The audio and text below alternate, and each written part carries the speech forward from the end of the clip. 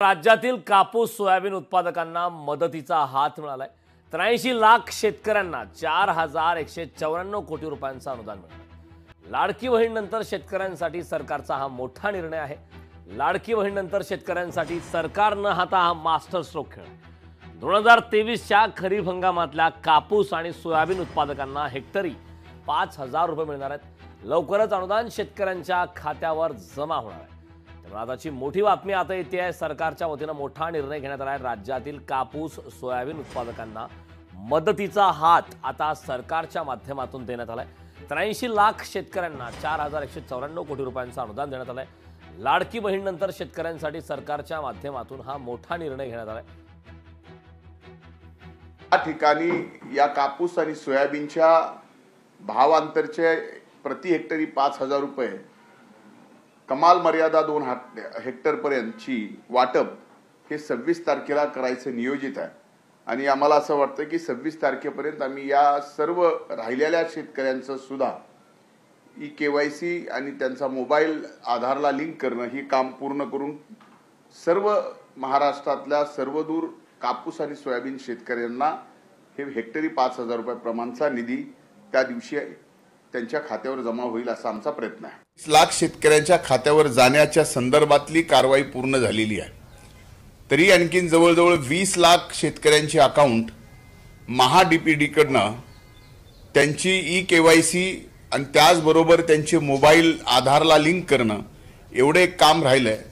तर आज कृषी विभागाला कृषी सहाय्यकापासून ते कृषी अतिरिक्त मुख्य सचिवापर्यंत सर्वांना या ठिकाणी कामाला लावलंय आणि त्या 4 दिवसाच्या आत ही राहिलेली संख्या सुद्धा आपण तात्काळ या ठिकाणी पूर्ण करावी, जेणेकरून हे 5000 रुपये प्रति हेक्टरी कापूस आणि सोयाबीनला भावांतरचे पैसे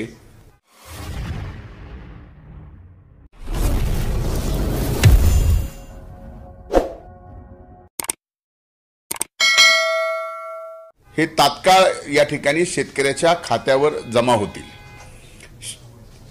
26 सप्टेंबर 2024 रोजी देशाचे आदरणीय पंतप्रधान नरेंद्र मोदी साहेबांच्या शुभ हस्ते या ठिकाणी या कापूस आणि सोयाबीनच्या भावांतरचे प्रति हेक्टरी 5000 रुपये, कमाल मर्यादा 2 हेक्टर पर्यंतची वाटप हे 26 तारखेला करायचं नियोजित आहे। आणि आम्हाला असं वाटतं की 26 तारखेपर्यंत आम्ही या सर्व राहिलेल्या शेतकऱ्यांचं सुद्धा KYC आणि त्यांचा मोबाईल आधारला लिंक करणं हे काम पूर्ण करून सर्व महाराष्ट्रातल्या सर्वदूर कापूस आणि सोयाबीन शेतकऱ्यांना हे हेक्टरी 5000 रुपये प्रमाणचा निधी त्या दिवशी त्यांच्या खात्यावर जमा होईल असा आमचा प्रयत्न आहे।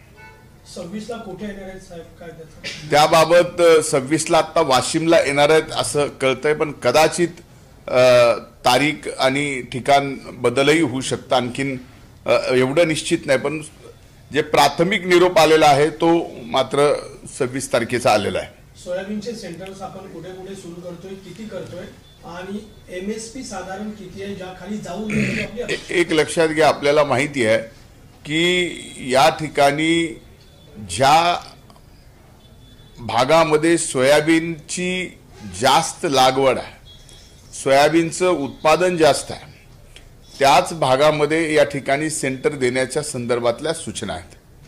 आणि MSP सोयाबीनची ही जवळजवळ 4800 रुपये आहे आणि त्याप्रमाणे ती खरेदी 48 प्लस काहीतरी आहे वरती, त्याप्रमाणे ती खरेदी शेतकऱ्यांकडनं केली जाणार आहे।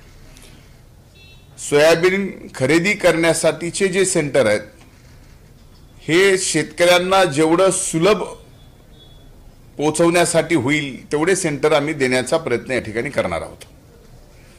कांद्याच्या संदर्भामध्ये ड्युटी अर्धी केल्यानंतर आपल्या उत्पादक शेतकऱ्यांना त्याचा लाभ होतोच आहे, परंतु त्याच वेळेस ग्राहकांना मात्र आता चढ्या दराने कांदा विकत घ्यावा लागतोय।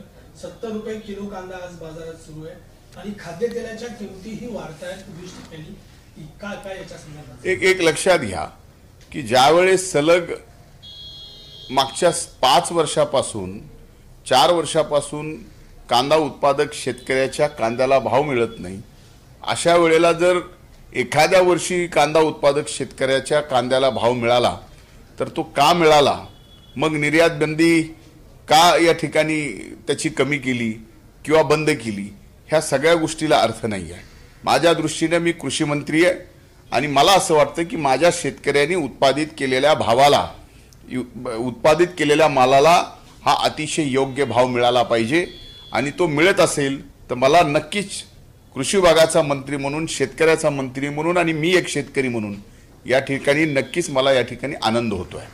मुंडे साहेब, सोयाबीनचं किती प्रोडक्शन झालंय आणि मार्केट रेट काय आहे? एमएसपी रेट तुम्ही एक एमएसपी आता मार्केट रेट हा 4,500 ते 4,600च्या आत आहे. त्यामुळे स्वाभाविक आहे की एमएसपी पेक्षा आज मार्केट आत्ता जे आहे ते खाली आहे. पण नवीन सोयाबीन ज्यावेळेस मार्केटमध्ये येईल त्यावेळेस भाव जर एमएसपीच्या खाली गेले तर त्याची खरेदी मात्र एमएसपी दराने केली गेली पाहिजे. ही जी आम्ही वारंवार राज्य सरकार म्हणून केंद्राकडे आदरणीय शिवराजसिंग चौहान साहेबांकडे मागणी करत होतो, त्या मागणीला यश आलं. आदरणीय शिवराजसिंग चौहान साहेबांनी राज्य कृषी प्रदर्शनाच्या उद्घाटनाच्या वेळेलाच परळी वैद्यनाथ येथे घोषित केलं होतं की आम्ही सोयाबीनची खरेदी या ठिकाणी एमएसपीच्या दराप्रमाणे करण्याची परवानगी राज्याला देऊ. ती परवानगी त्यांनी दिली. त्याच वेळेस त्यांनी शब्द दिला होता की कांद्याच्या बाबतचा निर्णय निर्यातीचा आणि त्याचबाबत तेलावरचा जो काही टॅक्स आहे, जो बाहेरून येणारं तेल आपल्या देशात आहे त्याच्या संबंधातला टॅक्स वाढवणं सुद्धा, ज्याच्यामुळं की आपल्या इकडली सोयाबीनवर चांगला भाव मिळेल मार्केटमध्ये सुद्धा, हा जो प्रयत्न होता तो पहिल्यांदा या ठिकाणी केंद्र सरकारकडून झाला आणि मी या ठिकाणी त्यांचे मनापासून अभिनंदन करतो आणि आभारही मानतो. राष्ट्रवादी काँग्रेसचे काही नेते नाराज आहेत आणि भाजपकडे म्हणजे तिथे पक्षश्रेष्ठीकडे तक्रार करणार आहेत, अशा पद्धतीची चर्चा आहे, असं काही आहे का? एक मग मला कशाबद्दल नाराज आणि कुणाकडे तक्रार करणार काय? केंद्रीय नेतृत्वाकडे तक्रार करणार, अजितदादा तक्रार करणार, कारण गेल्या काही काळात भाजपचे नेते नितेश राणे किंवा अनिल बोंडे याबाबत आदरणीय दादांनी आणि अनेक राष्ट्रवादी काँग्रेस पक्षाच्या आणि महायुतीमधल्या काही घटक पक्षांनी सुद्धा याबाबत तीव्र नाराजी व्यक्त केली, हे स्पष्ट आहे. एक काम राहिलंय तर आज कृषी विभागाला कृषी सहाय्यकापासून ते कृषी अतिरिक्त मुख्य सचिवापर्यंत सर्वांना या ठिकाणी कामाला लावलंय आणि त्या 4 दिवसाच्या आत ही राहिलेली संख्या सुद्धा आपण तात्काळ या ठिकाणी पूर्ण करावी, जेणेकरून हे 5,000 रुपये प्रति हेक्टरी कापूस आणि सोयाबीनला भावांतरचे पैसे हे तात्काळ या ठिकाणी शेतकऱ्याच्या खात्यावर जमा होतील. 26 सप्टेंबर 2024 रोजी देशाचे आदरणीय पंतप्रधान नरेंद्र मोदी साहेबांच्या शुभ हस्ते